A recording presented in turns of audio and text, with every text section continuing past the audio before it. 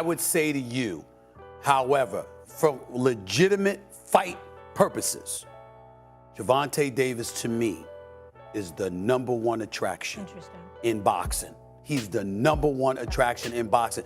He will finish you. Yeah. He will close. And this brother comes, and he's one of those guys. They call him, the mini Mike, as a Mike Tyson. Yeah. He's willing to take a punch to give it now. Yeah. And I haven't seen him hurt. He got bruised. Yep. He might have bruises, but I ain't seen nobody wobble him. I ain't seen anybody hurt him. Gervonta Davis to me is the #1 attraction in boxing. Dante's Boxing Nation, what's going on, guys? So you got Stephen A. Smith basically calling Gervonta Tank Davis the face of boxing. Stephen A. actually called him the biggest attraction in combat sports over MMA fighters as well. Let me tell you something. When you got Coons praising Gervonta Tank Davis as the face of boxing and criticizing Canelo Alvarez for ducking David Benavidez, you know it's unanimous. Now, I don't listen to Stephen A. unless I get some little clip sent to me about boxing, but I know over the years, at least in the last year, he's been sounding a little bit more impartial. He doesn't seem to be catering to the races as much as he was before. That might have something to do with him working with Shannon Sharp, I don't know. But whatever it is, he's speaking some truth. And that is great considering the fact that he has one of the biggest platforms in sports. With that being said, there's no doubt about it. Tank Davis, he is the biggest attraction. He's the face of boxing. He's the most action-packed fighter in the entire sport. And he's just going to get bigger and bigger as his opponents get better and better, as they are. The fact that he's the most entertaining fighter in the sport of boxing today, and yet all of these non-black boxing fans, they still root against him.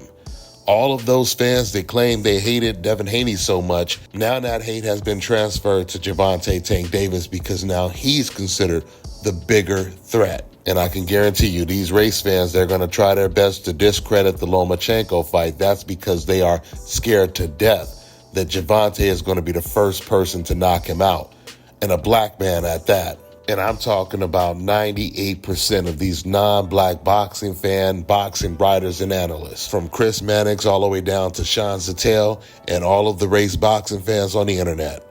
They are all going to be rooting against the American, just to root for the white Ukrainian Lomachenko, while at the same time trying to give Lomachenko a built-in excuse just in case he loses before the fight is even announced. A built-in excuse to lose that they never give black fighters. We know what time it is, but I'm going to make a separate video talking more about that topic. With that being said, I'm going to wrap this video up. That's all I got for now, guys. I'm on to the next one.